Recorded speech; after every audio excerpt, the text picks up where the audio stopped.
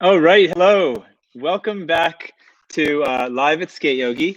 Let me just do a quick tech check. Yeah, let me see. I got it. Does this look good? I don't know. I feel like my camera's a little blurry. I glare. Sorry. Oh my. Please wait while we try reconnecting. All right. Pop out chat.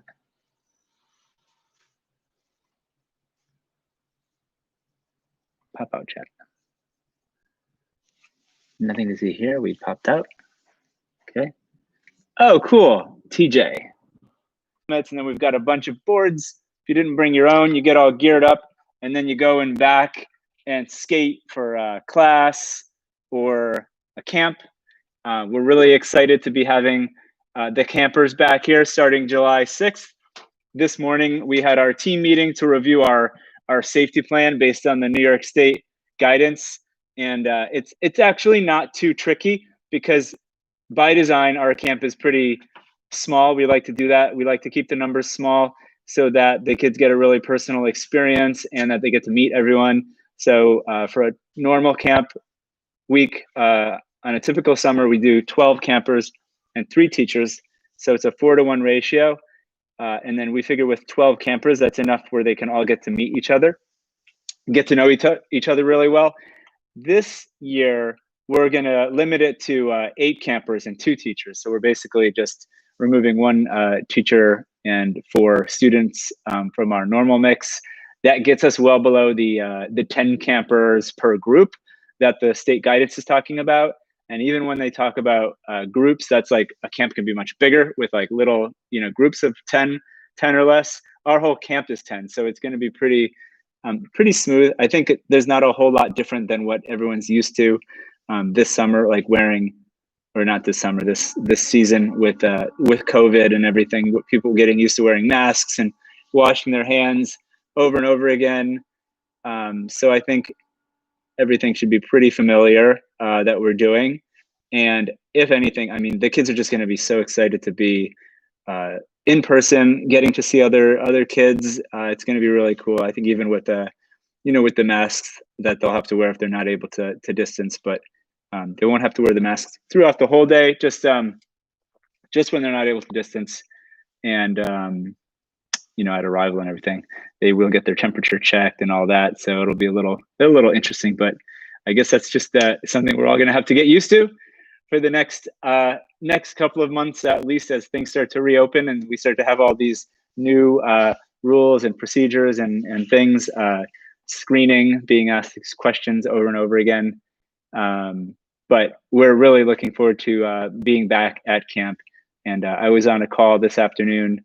It was a virtual campfire with all the camp directors from camps around the downstate region, I guess you can call it. That's like downstate, like kind of New York City, Long Island, like this area. And everyone is looking forward to getting back to camp, even if we'll have to modify it a bit. Cool. Let me think if there's any SKATEYOGI news. Not a whole lot. Camp is the main thing. Next week, I'm going to go camping with my family to take a little break before summer camp starts up. So that'll be nice.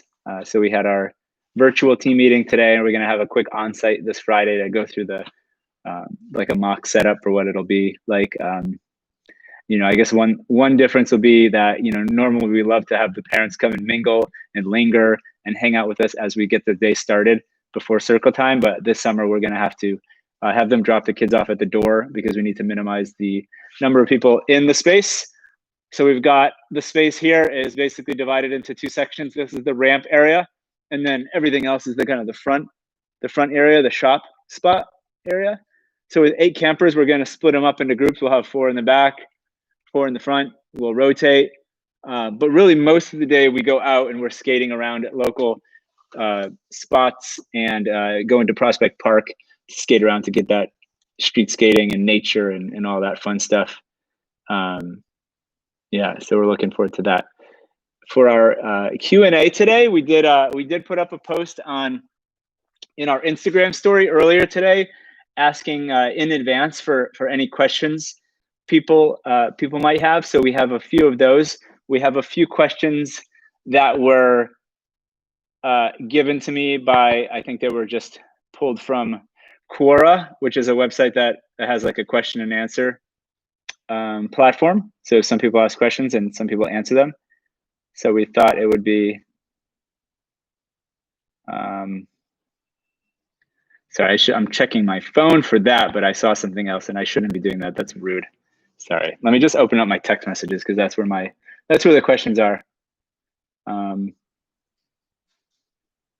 All right, here it is. All the questions.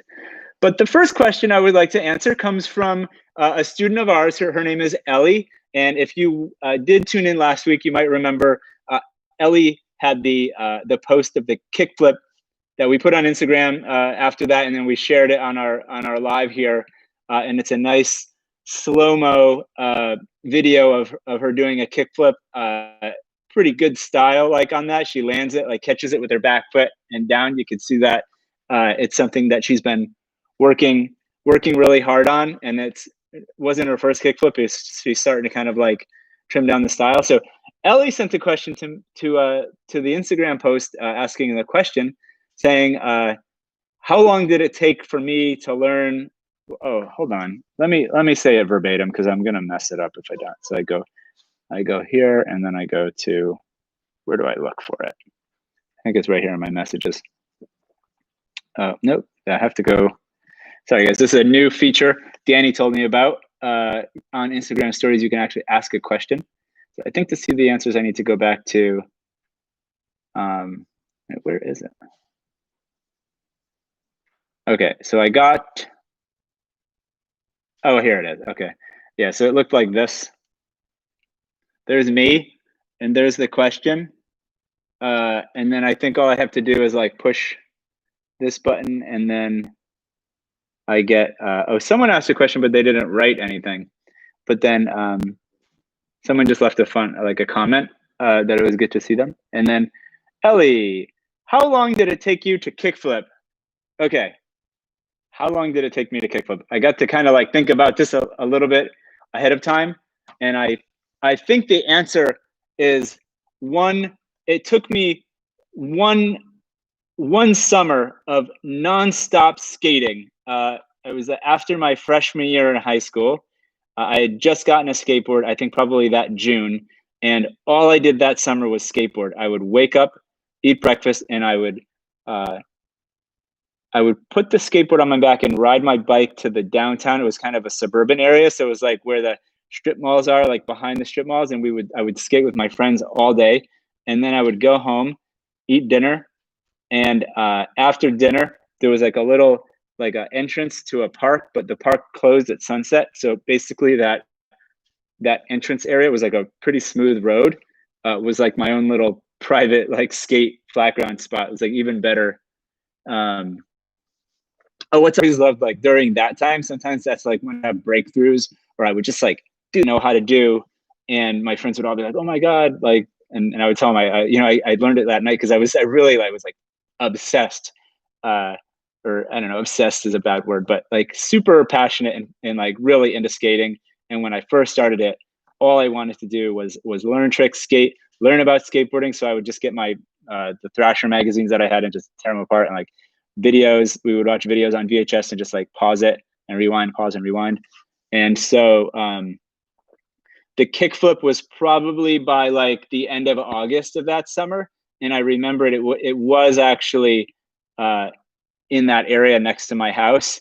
And I was just trying to flip, I kept doing the thing where I would flip it quick, and then I wouldn't be able to get my back foot on in time. Like I would flip and back foot, flip, back foot. And then finally I was just like jumping up. I'm getting a note. My video quality is bad. Is it better now? Because I'm in the middle of a story. Okay, good. Yeah, it's a bad connection. I said that earlier. Maybe the connection in here every now and then it gets weird. So might not be ideal for live streaming, but it's kind of cool to do it in here. So I remember I finally flipped it. I got my 2 feet right on the board.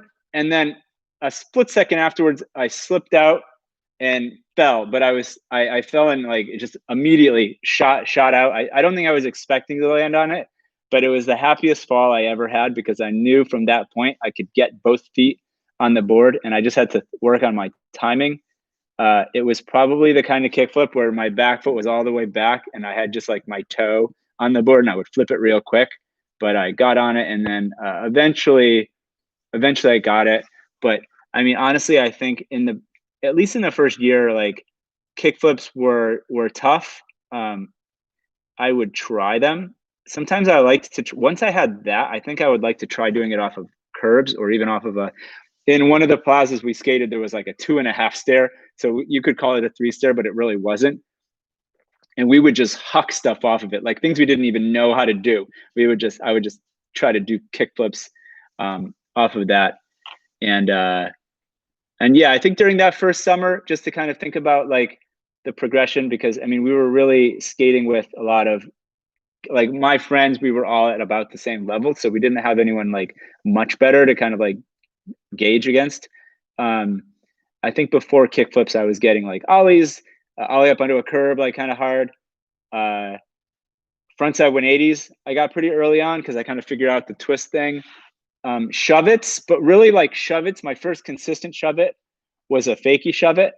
And I think for me, there was a period of time where fakie shove-its was my best trick. I felt like that was like the thing I would do. And there was like a parking lot in front of, it was Clock Tower Square. And in front of Clock Tower Square, there was a little like asphalt curb, and it was at a kind of an incline. So you can go up and do a stall and then come back. And I remember I would always do a trick. And then when I would come back, I would do a shove-it. Because every now and then there were some, that was like my freshman, sophomore year. There were some, like there was like 2 or 3 skaters that were seniors in high school at that time, or juniors. And they would come through and they actually knew some tricks like backside kick flips and 360 flips and stuff. And I always used to love like sessioning with them because I know like they would do the main trick. But what I always loved was like, they would do the main trick they were trying. Like if there was a lineup and we were sessioning something, whatever the main trick was, but then they would always do another little trick at the end. And I always loved that because it was like throwing in an extra trick. And like ever since then, I think that's like influenced me. Like I like to do more than one trick. Like, I don't know, you see sometimes people line up and they try a really hard trick and they do the trick and then they like stop skating. I always just keep going. So that was like something that influenced me back then. That was fun.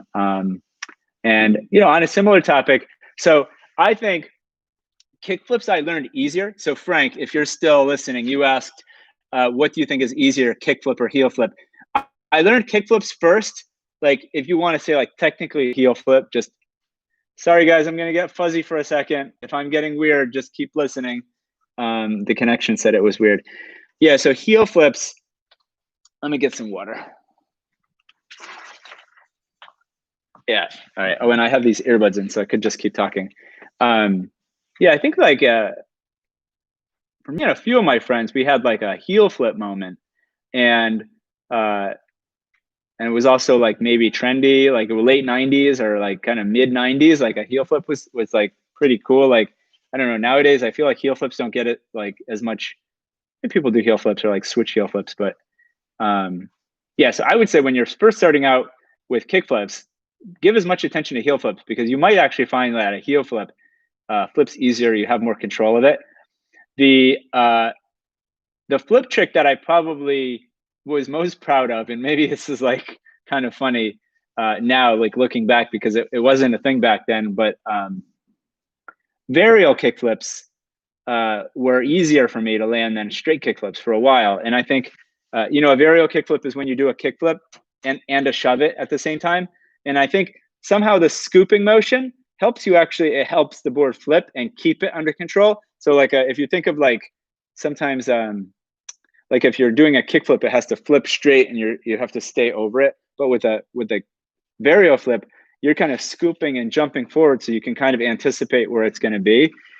Nowadays, varial flips kind of get a bad rap as being like a not so good looking trick, or maybe actually like people would say varial flips are the trick you learn when you're like starting to kind of like, oh, cool. All right. Frank is still there, so he's listening. That's good. But I think in a way, like varial flips, like if you can make a varial flip look good, it's definitely a nice looking trick. There's just certain ways of varial flips that people think they kind of like look silly, but try them out. Varial flips are also fun. So if Ellie's listening, try a varial flip. If you got kick flips, you can probably do a varial flip. If you just put that together with a shove it, you might be surprised by how easily it flips around. And I should announce, guys, feel free and please ask any questions you have. Anything goes. It could be skate tricks, personal skate questions. I mean, really anything. I'm here to answer questions. It could be maybe a trick tip. Last week, someone asked me about ollies, and I ended up breaking my skateboard. Yeah, all right, Cater. Yeah, that's a good example of a good varial flip. Yeah, I think that almost becomes like the challenge is that flip making it look good. I think some of the trick to it is axis of degrees and how it spins and flips. So if you could think about like if I have a skateboard here, a kickflip looks like that, and a varial flip could look like that, but that kind of just looks like a weird shove it. So you could actually think about popping it up, flipping it like that, and bringing it over. And so when you do that, it flips a lot more and it looks pretty cool. You could also kind of like, so do you know what I mean? Like this angle, and when it flips, like it could flip like this. Yeah, so there's different ollie or fakie flips, fakie varial flips like that. Like if you do it like this, it kind of looks not as good as if you pop it, let it rock it a little bit and flip and do that. It's kind of the same thing with an inward flip too.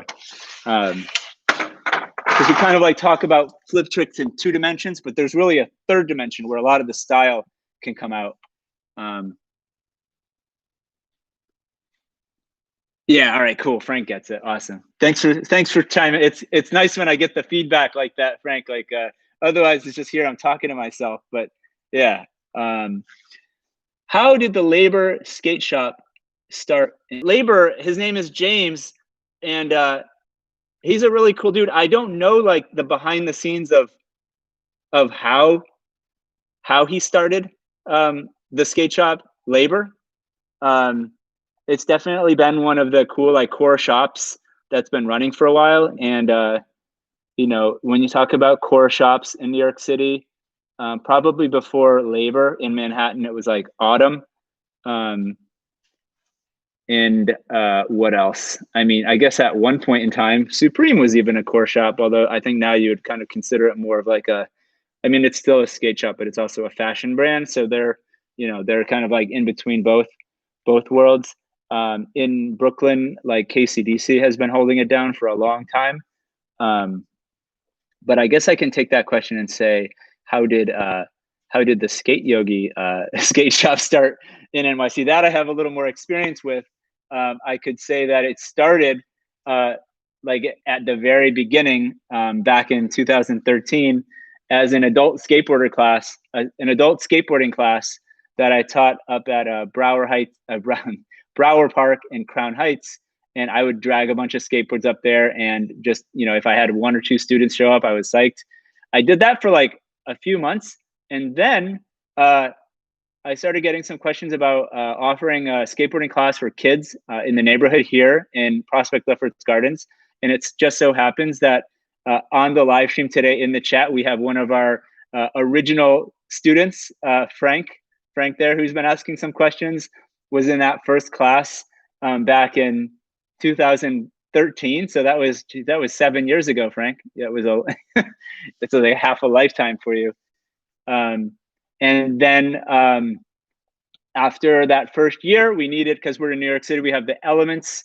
We needed a space, so we shared space with a shop in Park Slope for a few years. So we would basically come in before they opened and use their ramp. It was like a partnership kind of thing.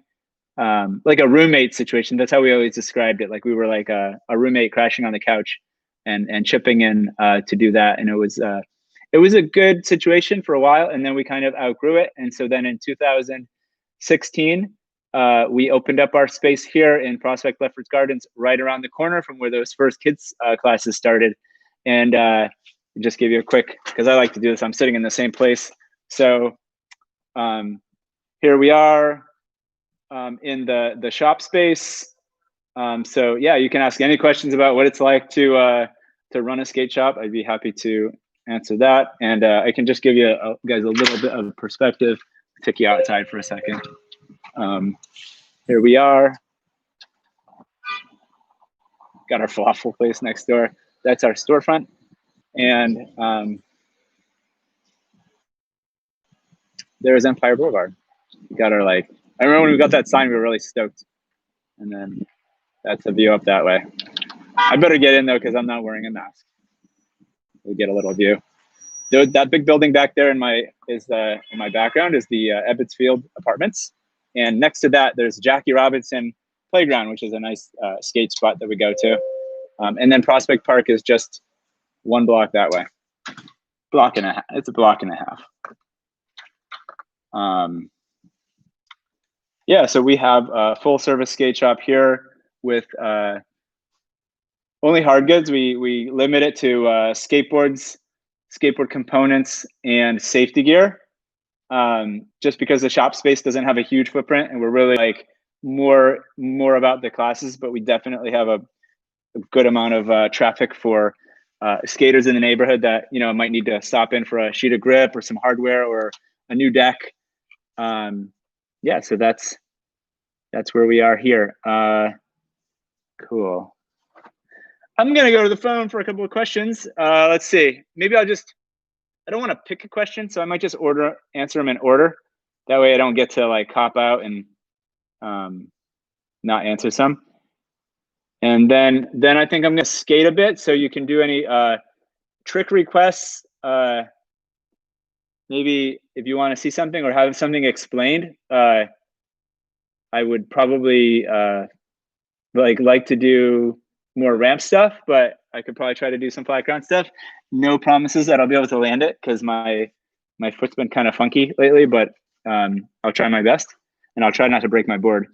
All right, cool. So the questions that I got here, the first one is, what are the best skateboarding movies? And the first thing I would say, when I see that question is, when we watch skateboarding, it's not really like those videos that we watch. We don't really call them movies. So just as far as terminology, you call them skate videos. The word movie to me sounds more like if I think of skateboarding movies, I'm thinking of Gleaming the Cube, a classic from the 80s. There's what are some other ones? There's a few more. I mean, you could even consider Back to the Future. If you saw the first Back to the Future, there's some skateboarding in that. That was definitely an influence for a lot of people of my generation, just kind of being exposed to skateboarding. There's Thrashin' and Rad and other movies like that. I think the one movie I would probably say is both a skate video and a skateboard movie is, and maybe I'm sure there's others, but for me, it's a classic. The Search for Animal Chin by Powell is really it has professional skateboarders, the Bones Brigade, like Tony Hawk, Steve Caballero, Mike McGill, all those guys. But the funny part is that they actually make them act. So there's scenes in between when they're on this quest for this Animal Chin, legendary skater. And it's so bad it's good. We actually show that at summer camp quite a bit, because I find sometimes the kids need a little bit of dramatic narrative to keep them engaged. They might not be as engaged with just a straight skate video. But if you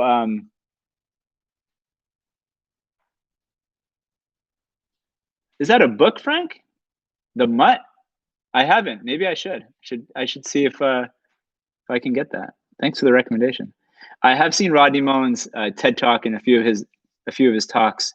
He's definitely a thinker. It's good to hear him talk about skateboarding, so you can kind of get really a peep under the hood of one of the most like innovative skateboarders of all time. Awesome. I'll check that out. Awesome. I'll save the chat and check that out.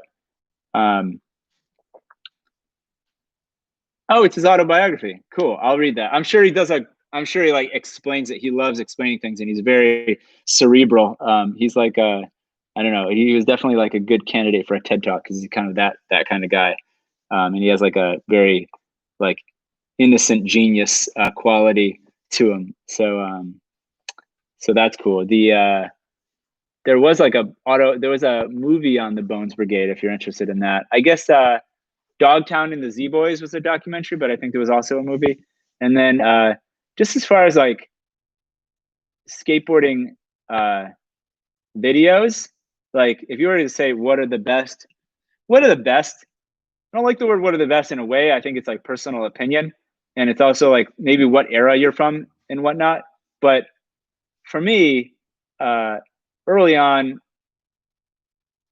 Toy Machines, Welcome to Hell was a good one. It's kid friendly if you want to go. It doesn't sound like it is, but it is. Ed Templeton, who owns Toy Machine, is a very wholesome dude. So you can check that out. Welcome to Hell. I watched a lot of the early 411 video magazines growing up. So those were very influential. The Baker videos were influential for me, although I don't say those are kid friendly, so I wouldn't recommend. Although the most recent one is pretty tame. You could watch the most recent one, but I grew up on the earlier ones, the Zero videos, Sorry by Flip, bunch of videos like that. Cool. The next question, is skateboarding hard and why? That's kind of an open-ended question. Is skateboarding hard? Of course it is. Well, it's only as hard as you want to make it. Like the thing with skateboarding is it's not, if you think of some kind of objective ahead of time and you set it and then you try to achieve it and you find it to be difficult, then you've just created it. You've made it hard. It could also be incredibly easy. If you have no goal besides to have fun, then as long as you're having fun, you're killing it and you're doing a great job. So I don't know, is it hard? For me, it would be harder not to skate because I love skating so much that if you told me, is skateboarding hard? I would say not certain things in skateboarding could be quite hard.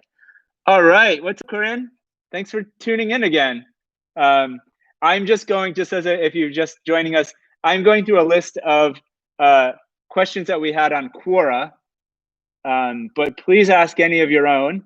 I like these because I'm always like kind of a, I like to put the question, Jane. Oh, hey, what's up, Jane? Yeah, is that Bennett?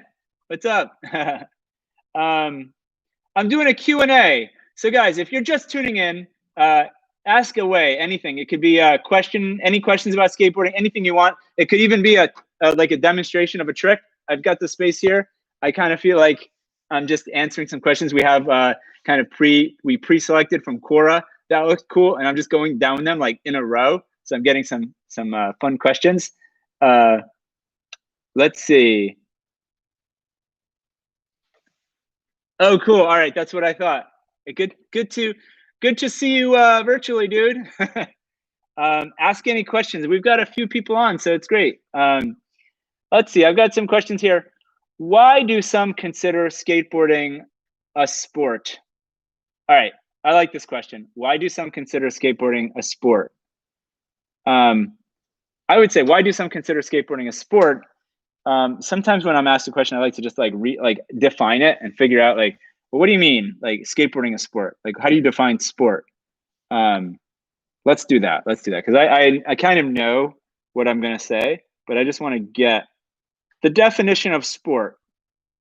Is skateboarding, why do some people consider skateboarding a sport? So a sport is an activity involving physical exertion, okay, and skill, yeah, in which an individual or team competes against another or others for entertainment. Sport. Sure, I guess it sounds like skateboarding can be considered a sport, right? Like it meets that definition. Sometimes, I think when you talk about skateboarding as a sport, or as an art form, or as it's everything, it's all of it, right? Is dancing a sport? You would say no, dancing is, but then why do they have dancing competitions? Dancing would fit this too, right? Activity, physical exertion, skill, individual, compete against another one.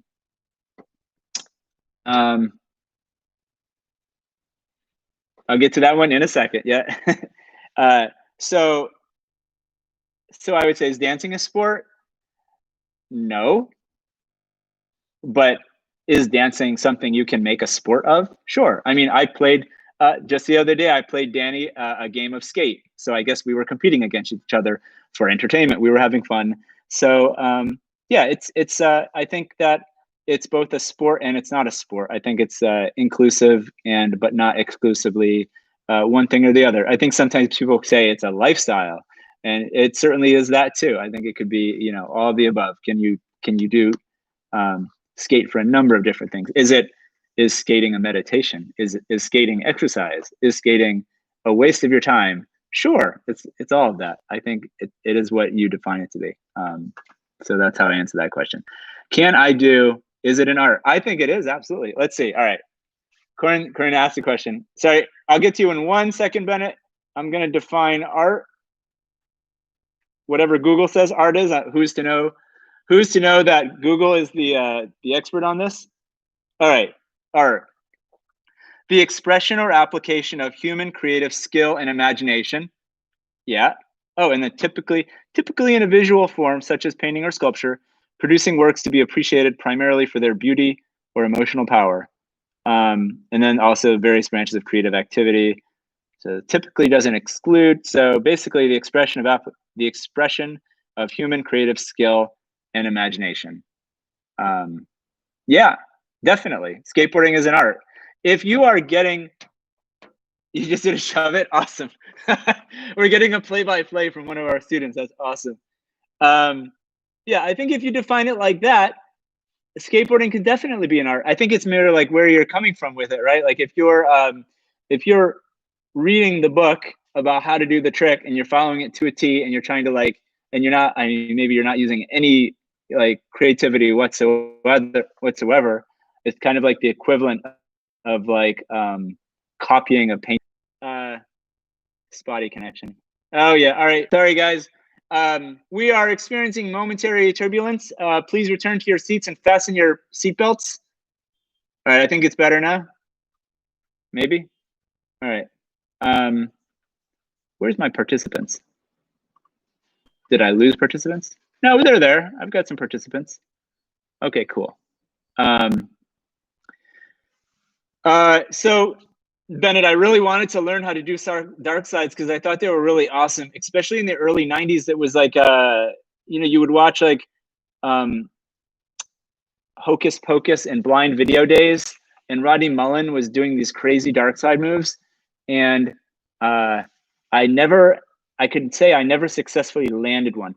I did, however, try them many times. And guys, if you don't know what a dark slide is, a dark slide. So normally a slide is on this part of the board, right? So a nose slide, board slide, tail slide. A dark slide is when you slide on this part of the board, which is, this isn't a good example because it's not, maybe this is a better one. So the grip tape is dark, so we call it a dark slide. And you know, the idea with a slide is to reduce friction and you're overcoming friction and sliding. Of course, that's a lot more difficult here because of the concavity of the board. You see how it's kind of like this, woohoo. So when you're doing a dark slide, you're really just sliding on the outer edges of these two, but you do end up chewing your grip tape away quite a bit. So if I was dark sliding like that. So when I was trying to do dark slides, I was definitely eating away here. I think the way I was trying to do it, I would do a half flip front side dark slide, and I just never got it. What I did get, all right, in the book of tricks that I really wanted to learn after 20 years of trying, probably like 4 or 5 years ago, I did actually learn how to do a Primo Slide. A Primo Slide is when you're riding and you flip your board and then you're riding on the side like this. So you've got your feet on the wheels and your board is going like this. So you're literally sliding on the surface of the ground against the edge of your board. And then I flipped it back and I landed it and I rode away and I never did it again, but that doesn't matter. That was the pinnacle of my freestyle career. I landed a Primo Slide. I was really happy. I remember seeing Jason Dill do a really sick, I just looked really smooth Primo Slide in a very early video. This is like pre Crazy Dill. It was like he was a very just normal dude. Like, if you know what I mean. If you know Jason Dill, you know what I'm talking about. Cool. So that's the long. You get long answers here because we got lots of airtime. I like answering these questions. What are some easy skateboarding tricks to learn? Okay, I would say easy. Like, careful with the word easy. Nothing is really easy, like I was saying before. Please see the answer before. But what are some tricks that are achievable early on? You know, just riding. Let's see. So easy tricks. That half flip trick is always nice. Don't go straight to ollies. I think, like, if anyone's out there just getting started, don't go straight to ollies. I mean, I guess you could start to try them, but ollies take some time. So maybe like chip away at it. I think that there's tricks that some of the tricks take a lot of technical like precision. So you need to like it's a more of a precise movement is difficult. Oh, turbulence once again. Sorry guys. Oh, maybe we're back. Okay. So dropping, and I always say is physically it's easy. Once you learn the motions and you get like proper posture, actually dropping in is quite easy. But I still get a little terrified every time I step up and drop in on something that's more than like 8 feet, even though that's so easy compared to other things I do. I just get like a little bit afraid of what might happen if things go wrong. I think that there's like more on the line. But there's other like in the beginning, I would say get all of your reverts down. So when you're going and then you press on the front, either the nose or the tail to twist it around, try to learn how to do that each of the 4 ways on your nose, or no, I'm sorry, going backwards on your tail, front side and back side, and then on your nose, front side and back side. That's going to help you a lot with rotation tricks. Another thing to do is shove-its. Shove-its are a great like complement to ollies. I feel like with a shove-it, you either land it or you don't. The frustrating thing with ollies is even when you learn an ollie, you do it that high and you don't even feel like you're ollieing. With the shove-it, you can do it. It's more of a definitive land than an ollie. And you can mess around with no complies or boneless ones are fun. If you have a curb, you can do a lot of things like nose stalls, nose pivots, axle stalls, a lot of different things there. Those are some easy tricks.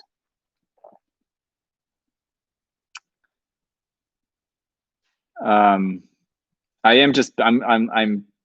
honoring my commitment to answer these in order and not just pick the ones I want to answer. So the next one is how can skateboarding be dangerous? I think everyone is well aware of how skateboarding can be dangerous, and in some ways I think that it gets like maybe too much attention. It's gotten a bad rap for being a very dangerous activity. I know I've seen statistics that people that spend as much time playing basketball as they do skateboarding will hurt themselves just as much. Knee injuries, things like that. We get different types of injuries. I think one of the things that makes skateboarding tricky is the danger is self-induced. You're usually putting yourself in danger. Don't mean to say like that in a bad way, because life is dangerous. It's something you're choosing, those risks. It's risk reward. If you don't like how it feels when you fall down, if that doesn't motivate you to get back up and try to do it and not fall again the next time, then maybe I don't want to say maybe skateboarding isn't for you. It's self-selective. So you see that. I see that a lot with students. Like there's different reactions. Kids get really upset about they fall down. They're like, why did that happen? And they did it to themselves, and it's very frustrating. I think we can all like overcome that a little bit by celebrating it, showing them it's a part of it. But at the end of the day, if you don't like falling and getting a little banged up, then you know, there are like activities out there that are a little less intense. But that said, I think that dangerous quality that, you know, at any moment, I mean, even a stop rock when you're skating down the street, you never know. Rock might come and stop your wheel and you fall down. It kind of, in a way, to get philosophical, it like helps you like get into the present, right? The danger of it. Like, for example, here, this isn't even a trick. Yesterday, I went and I skated with my cruiser board out to Brownsville to see if I could skate this new park. And I had my regular board on my back, so I was going to skate it. Long story short, I got to the park and it was fenced off and I didn't feel comfortable slipping through. So I ended up skating all the way back just to skate the flat ground across the street. But it was a fun little adventure. But on my way back, there was a part where I was skating down the bike lane on Empire Boulevard and I almost tripped myself. So the road was kind of rough and it wobbled and my back foot kind of overcrossed my front foot and I jumped off.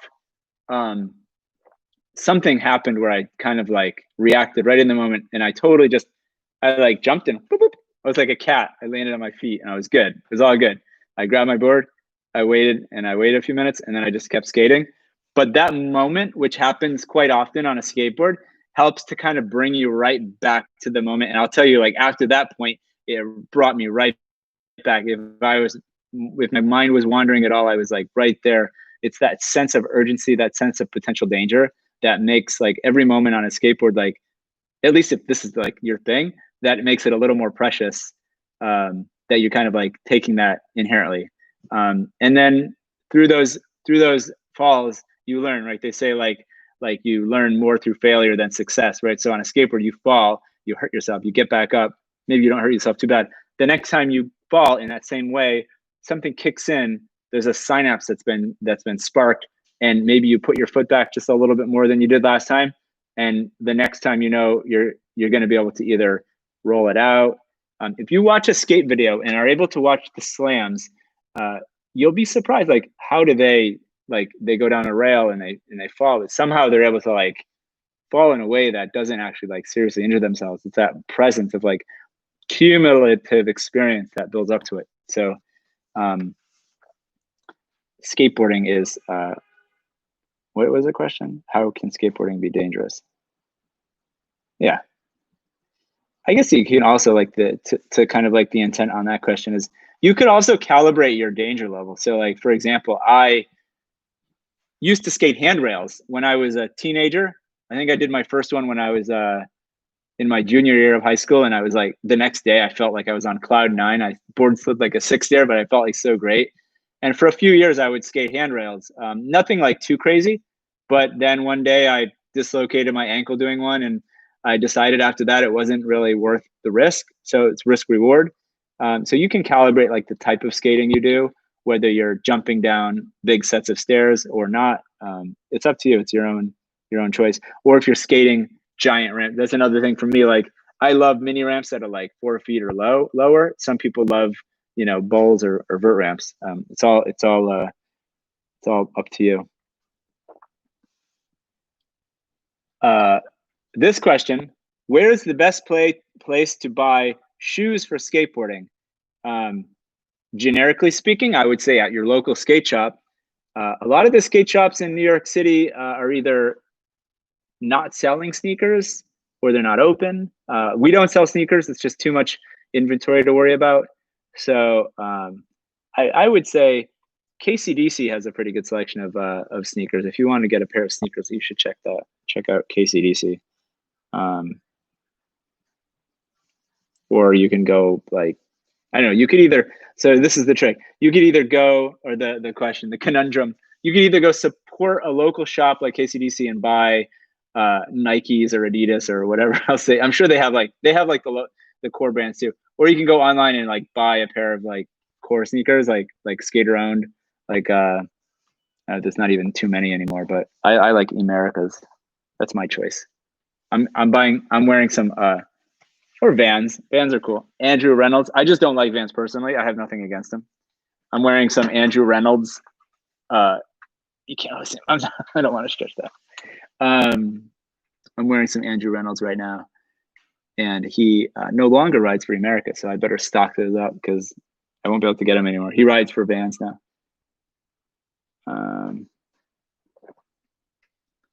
Let's do some skateboarding. I'm gonna skate the ramp now. Guys, got any requests? Anything you want to see on the ramp? And then maybe I'll come back. Let's see. Where should I put you? Oh, I'm gonna put you over here. Hello. Oh.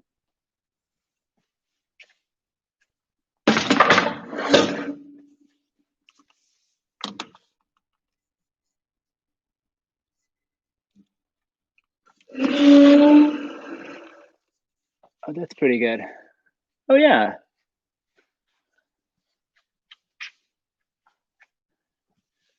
That's a nice view. Let me just see really quick. Who's still out there? Oh, is anyone there? Hello. Oh, Corin's still there. All right, cool. Let me do a little bit of ramp skating. Oh, cool. So let me know if there's anything you want to see or have explained.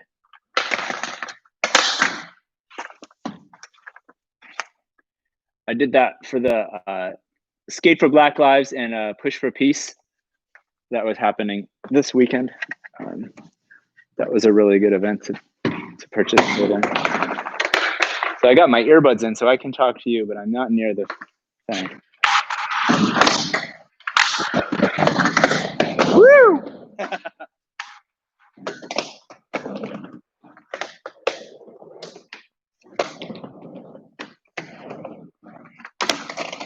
I don't know. A rock and roll, yeah. All right, I'm gonna do a rock and roll. I was pretty late to rock and rolls. It wasn't something I did for a long time, but I just started looking at photographs and I realized like one of the things that was helping me or maybe holding me back from doing it was the pre-upper body kind of like pre-twist. So when you get into the rock and roll, you're getting like, you know, if I'm going into a rock, it's like this, but you got to twist your upper body totally. Like if you look at these pictures of, you know, some of the vert legends doing rock and rolls, and if the contrast is really high, it's kind of cool. You can't even see, like, it almost looks like their torso is facing one way and like below the waist, like facing the other, especially like for a frontside rock and roll. So you're here and it looks like this, right? So I'll do a few of those. Rock and roll. Rock and roll is like a rock to fakie, and then you do a kick turn as you come back in. Some people, I think, like rock and rolls better than rock to fakies. I'm a rock to fakie type person, but so this. So that's just a regular like backside rock and roll. The next one I'm gonna do is a frontside rock and roll. Oh, little, I don't know, the frontside one feels really cool.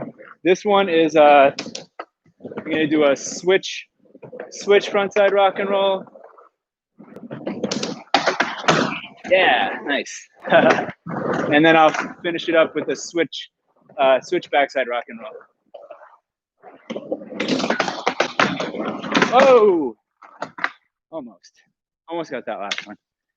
So those are the 4 rock and rolls. Any other requests? Yeah, I've been getting this. This sounds like it's like old people talking, but like the middle of my left foot has been hurting for like months. So in like 2 months now. So I'm gonna go check it out from an orthopedic specialist in Manhattan. These are like old skater problems. Like for a while it was the back, and now it's the foot. Not sure if it's. I actually think it's more related to running because I was running a lot last year.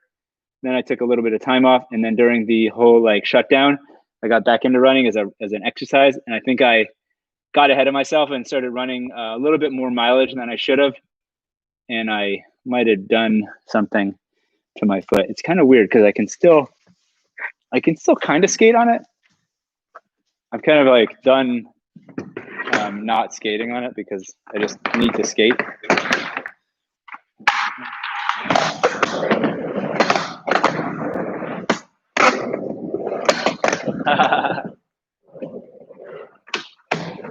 Hey, let's go. Woo. That was weird.